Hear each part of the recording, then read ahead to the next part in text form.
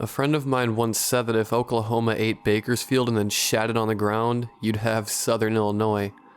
To be honest, I had no basis for comparison. Since life had never given me a reason to visit, I took his word on the matter. The summer, however, found me on an extended road trip through roads hitherto untraveled. I was on my way to the Louisville Slugger Museum after leaving St. Louis. And there it was, Southern Illinois. I thought it was really quaint and charming. Rolling hills, neat little farms, and all-American silos turned the entire landscape into a vision that would have made Norman Rockwell smile. It's not at all the type of place you'd expect the most horrible kind of man to live. This isn't to say that some legend about demons or monsters has blurred the lines between reality and the truths sworn by elementary schoolers. John Crenshaw was a very real, very successful man who spent a lifetime accumulating the kind of wealth that makes a person correct when he thinks he can get away with murder. See, in the middle of the 19th century, runaway slaves weren't considered to be human. They were forgotten, and their cries of pain went unheard. Sort of. When people heard the shrieks of terror emanating from the hidden attic of John Crenshaw's rural mansion, people said that it was haunted, that ghosts lived there, that the place was too dangerous to visit. They weren't entirely wrong. The screams were real, though whether it's haunted depends on whom you ask. It is unanimously agreed, however, that the voices of the past do not want to be forgotten. John Crenshaw died without paying for his crimes. Hickory Hill, as the mansion was known, stayed in the family until it was sold in 1913, and then the voices grew louder. People came from far beyond the borders of Equality, Illinois to see Hickory Hill. With the attic open to the public, people were able to see the horror for what it was. It turns out that John Crenshaw had turned the attic into his personal unholy playground. Tiny cells, barely big enough to hold a human, were used to hide his victims from the world. People were chained to the wall, unable to move. The cramped quarters of the stiflingly hot attic would serve as a claustrophobic nightmare during the sweltering summer months. Victims would thus be made to suffer even during the intermissions between their sessions of physical torture. So tourists would shamble up the rickety, extremely narrow stairs to gawk at the horror of the attic. The ghosts of the past did not appreciate the intrusion. Visitors would complain of uneasiness, feelings of being watched. Some would even hear distant screaming, and no one could spend the night. Over 100 people attempted to stay in the attic from dusk until dawn, and every one of them failed. It was always too much to endure. Whatever they heard or saw spooked them that badly. The practice was eventually banned. There's a story that one man died after his ill-fated attempt after running from the house in terror. His version of events will remain forever untold. What would he possibly have said if he'd been given the chance? I decided that was worth finding out. I turned off the 64 and headed 25 miles to the beaten path towards Equality. It was flat and there was corn. That covers the highlights of the journey. The state of Illinois now owns Hickory Hill, which added a layer of complication. It turns out that you're not supposed to violate state law, but the house was never averse to crossing lines that weren't supposed to be crossed. I left my car at a nearby spot on Hickory Hill Lane as the sun was offering its last feeble attempts at daylight. I headed toward the forbidden house with nothing but my phone and a sleeping bag. With no one officially residing in the home, it was easy enough to break in through a back window. It smelled thick, somehow, like the entire house had stopped its breath to watch the intruder make its forsaken way inside. The silence was nearly painful. Most homes are filled with the faintest background thrum of vitality. The tick of a clock, the hum of a refrigerator, or the creak of settling wood are distant reminders that life is change, and change can be understood. It was odd, and somehow wrong to hear every one of my breaths with such clarity. The grainy shuffle of my shoes on the floor was abrasively intrusive. I sneezed, and the dust of the old Victorian furniture seemed to be running away from me as it scattered. Even my sense of balance was off as I wandered through the stillness. We use sound in the most subtle of ways. The absence of it made me feel as though I were perpetually on the brink of falling to the ground. The house quickly became dim as twilight settled. I knew that I had to go deeper into the interior if I wanted to find the staircase, and fumbling through the dark seemed suddenly very unsettling. I decided to move quickly.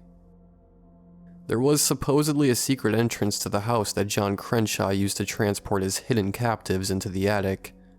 I didn't believe that part, of course, until I found it. I knew it right when I saw it. Most staircases are wide, open, and airy.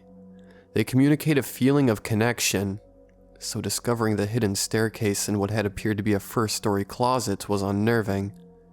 It was uncomfortably narrow and had no natural light. I picked my way through the dark with slow and deliberate steps. The higher I climbed, the more the sensation of nausea grew in my stomach. It was unseasonably hot. I still had trouble balancing. There was no exit from the stairs before reaching the attic. I emerged into darkness. There were no windows up there because windows make for poor secrets. I wouldn't have even realized that I'd left the staircase, but for the fact that the acoustics had changed. I flicked on my phone's flashlight. Oh God. The descriptions were fucking true. The attic was tiny. At least it felt that way through the partitions built into the wall. I scanned my flashlight on one cell at a time. Vertigo overwhelmed me as I realized just how horrific it would have been to be stuffed into one of those boxes indefinitely. I really wanted to shine my lights on every cell at once. But illuminating any one meant choosing to leave the rest all in the dark. I whipped the phone back and forth as fast as I could, but that only made the vertigo worse. Instead, I chose to turn off my phone and see if I could get to sleep. I unrolled the sleeping bag so that my head would be in one cell with my legs extended into another. The legends of failed overnight attempts were based on the prospect of spending the entire time in the attic. No other room would do. I figured that falling and staying asleep would be the best way to get through the night. I didn't fall asleep. Instead, I thought about how many people must have died right where I was lying. I wondered if they would have been angry at what I was doing, and realized that the answer was almost certainly yes. I considered how loud the screams must have been if they were heard from outside. My ears rang from the silence. My thoughts ran freely of their own accord. Why didn't the house creak, though? Those sounds should have been present, even in an abandoned home. The house creaked. Thump, thump, thump went my heart. There was not much else to hear. My breathing was loud in the silence. I began to wonder if it was only my breathing.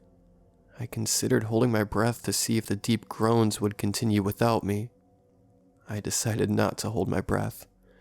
I really didn't want to know. The creaking of the house almost certainly came from the stairs. I tried to turn over onto my side, but the cells were too narrow. I stayed on my back. It was really hot in the attic. I wanted to crawl out of my sleeping bag to let the damp sweat cool me off.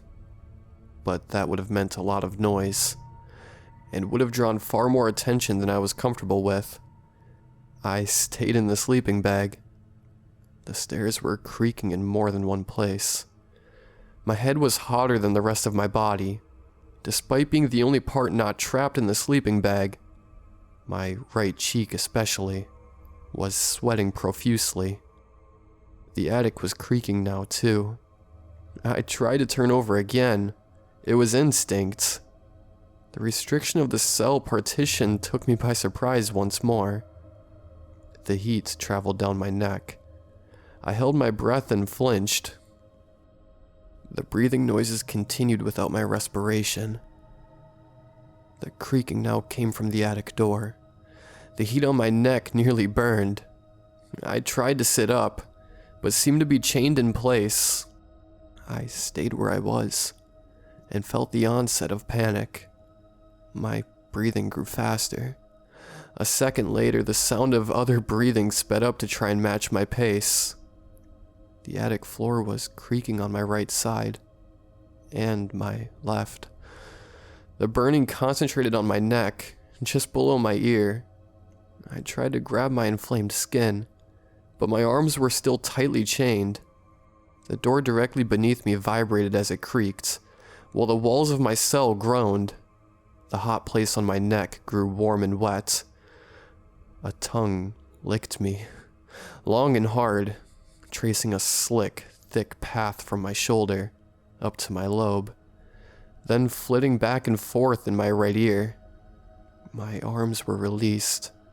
There was no question of staying at this point. I sprang up from the floor, grabbed my phone, turned on the flashlight, and ran out of the room. I left my shoes and sleeping bag behind as I sprinted for the door. The bouncing light made things hard to see as I pumped my arms back and forth. Intermittent flashes revealed the path before me like a strobe light. I found the exit and made my way through to the narrow staircase. One quick flash of the stairs below me showed that people were standing at attention on every fucking step. I didn't know if it was an illusion, and made the immediate decision to turn my light away to avoid confirmation. I spent half a second deciding whether to brave the stairs or stay in the attic. Then my lower back felt warm. I sprinted immediately down the stairs. I could feel people on the steps. Even as I turned to face away from them, warm bodies pressed tightly against me as I squeezed my way through the crowd and down the stairs. The tears started to flow when I was halfway out. I wanted so badly to sprint through, but the narrow opening forced me to gingerly alight on every one of the steps. Rogue hands brushed my shoulders and hair as I passed by. I dry heaved. I fell to the floor after finally emerging from the staircase, now entirely disoriented. The tears blurred my eyes, and for a brief moment I was sure that I would never be able to find a way out of the house. But a gentle breeze blew from my right like a beacon. As I stood up and ran toward it, I kept my eyes away from the walls as I used the dim moonlight to find my path along the floor. The tears began to flow freely as I saw an open door in front of me as the source of the breeze. I had only the vaguest realization that no door should be open since I had broken in through a window. That did nothing to slow my advance, though. As I sprinted through the exit and into the breezy night air, I breathed deeply and ran on. My car seemed impossibly far away as I pushed toward it as fast as I could. I would feel the pain in the soles of my feet much later. In the moment, though, there was only the car in front of me. I slammed into the door panel and reached into my pockets. For a brief, terrified moment, I was sure that I had left my keys in the attic. Then my fingertips closed around the cool metal. And as I watched the greatest sense of relief that I have ever felt before, or since, I fumbled the keys and tried to get them into the door.